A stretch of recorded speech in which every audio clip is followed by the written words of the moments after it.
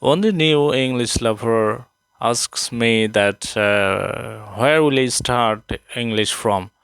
Then and he also asked me that if I say only one sentence, then I cannot say another sentence. So what is the problem behind this? And I responded to him that this is not only your problem, but also many of the English lovers feel this problem, and you know that this is just this is a real thing, and of course you have to face this problem for the and at the very beginning of your English speaking. And if you continuously try, then of course you will overcome easily. And you know that for the first time, you know everything is not actually an easy task. Everything is very much difficult if you want to achieve something new, and which are absolutely unknown to you, and which are you do not have any aptitude for the thing that you want to achieve, right?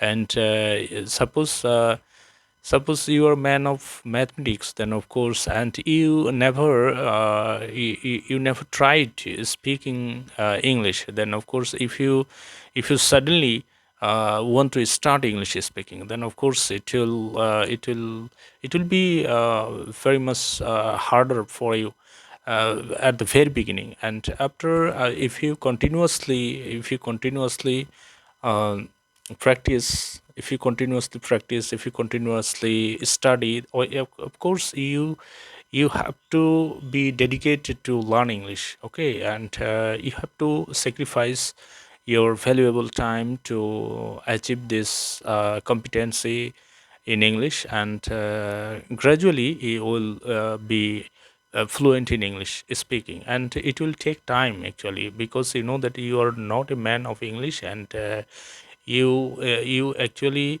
you cannot think that it will be achieved by you within a couple of days. It is absolutely a misconception for the English practitioners, for the English beginners.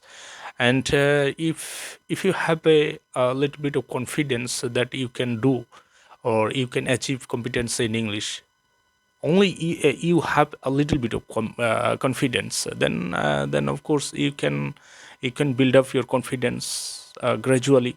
And gradually when you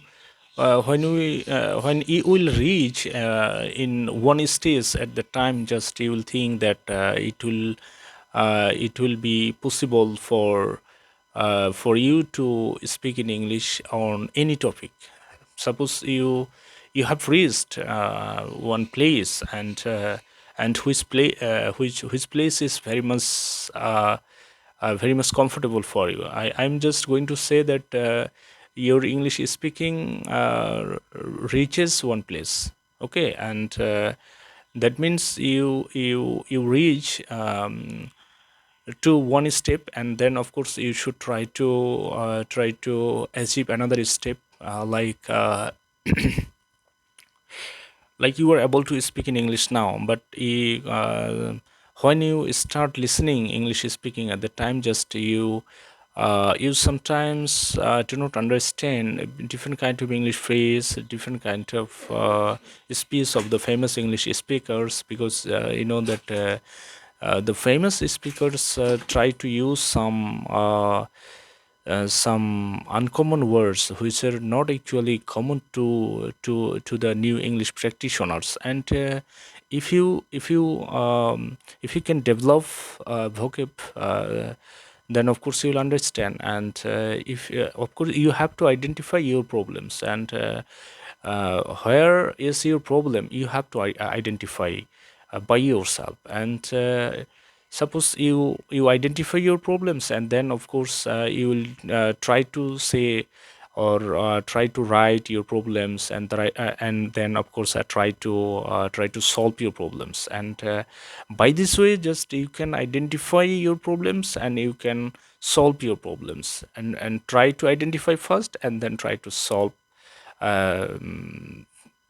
secondly, right? And so I think if you practice only for 1 month, then of course you'll understand what is your problem. And suppose you cannot make questions, how to make question, how to ask someone about anything, then of course you need to practice your WS questions. You know that there are 9 WS questions in English, and if you can fulfill making sentences by or with the WS question, then of course you will get huge ideas that how to make question, how to make different kind of sentence with the use of WS question. Then of course you will understand that how can you make question, how can you ask a question to someone.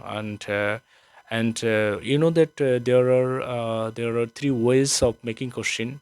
One is WS question, that means what's your name, where are you going, and what do you like, or why do you like it, how do you do it. And so these are called actually WS question.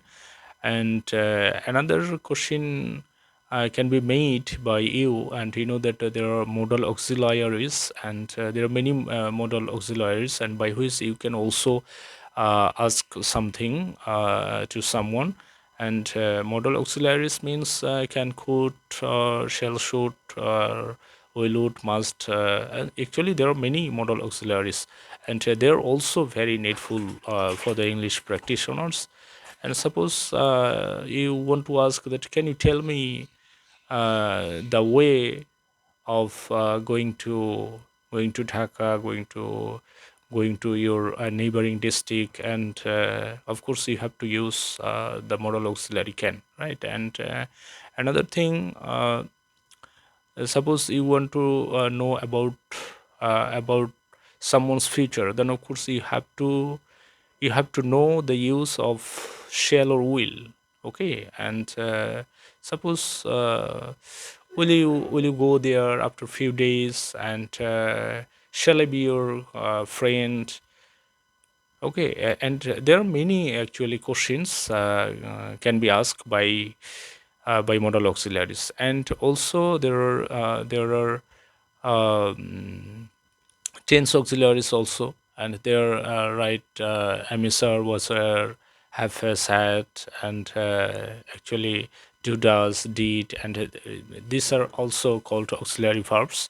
And of course you have to know the different uses of these auxiliary verbs. And gradually you can just develop your communication skill, you can just develop your speaking skill. Of course, if there is a proverb, then if you can ask question to someone, then of course you will understand half of the language. And if you are able to if you are absolutely able to ask questions, if you are absolutely able to ask questions with different kind of auxiliary verbs, modal verbs, and WS questions, then of course you know half of the language.